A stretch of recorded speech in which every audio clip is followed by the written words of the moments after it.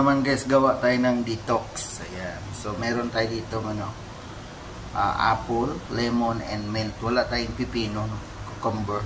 Next time na lang. So ayan guys, natapos ko ng balatan ang apple at saka yung calamansi, lemon. So ito yung mint, hugas na din.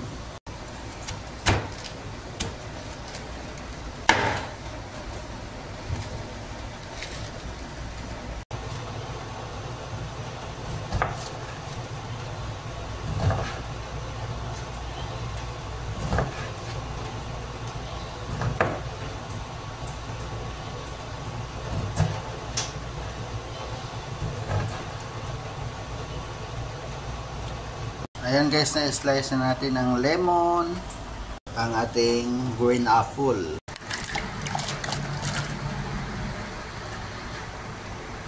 So pinagsama lang natin siya sa blender.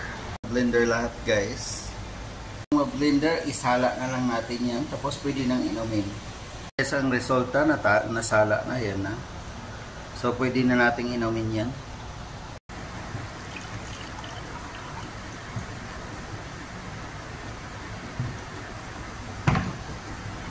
Inumin mo guys in empty stomach.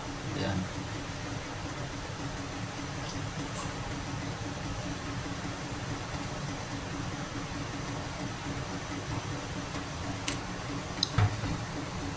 Sarap.